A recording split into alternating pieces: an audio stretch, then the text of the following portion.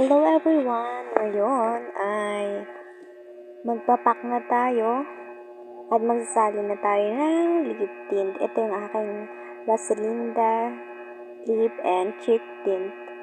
Small business pa lang, kaya start ko lang nito mga ka-dimple. Kaya naman sana supportahan niyo itong aking small business.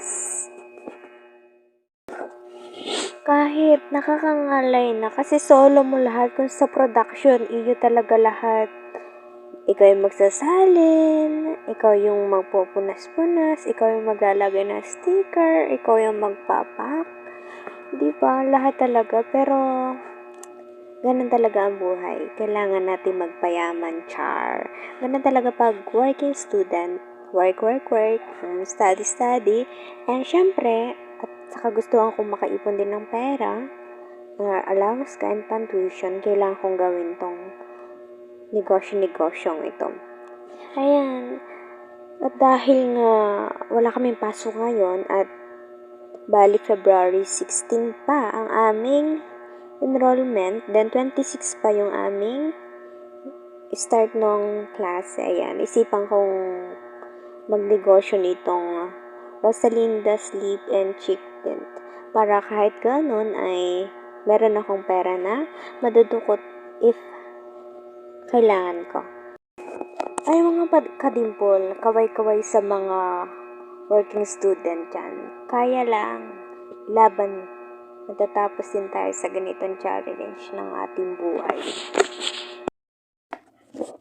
At ngayon naman ay mag-aalis na ako nitong tikit na itong sticker para idikit ko na siya dun sa ating bottle.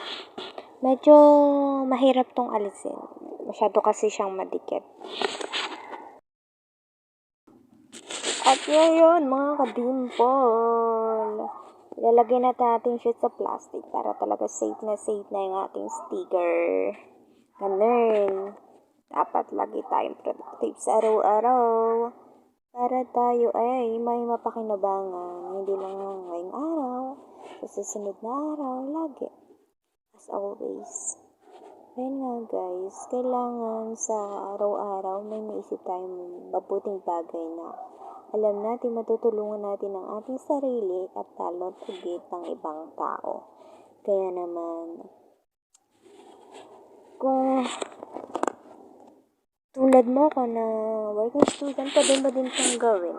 Yung kahit nagtatrabaho ka, nag-aaral, may small business ka na, pwede mo talagang pagkakitaan, maliit man o malaki. Basta, kayang-kaya mo, kaya ng katawan, kaya ng isip, at syempre, kaya din ng budget mo. Hindi ka naman ito makakapagsimula kung wala kang pantustos, especially sa gusto mong inegosyo. Yun lang naman yung tip. Syempre, kailangan mo din ng patient talaga. Hindi naman kasi porket nag-business ka nito, hindi naman ganun kadali na mabebenta lahat ng ng mga ginagawa natin, yung mga binebenta natin. Pero, tuloy lang tayo sa ating negosyo hanggang yumaman tayo mga kadimple, char. Pero totoo. At ito na nga yung pinalabasan. Ayan, red-orange ang kulay niya.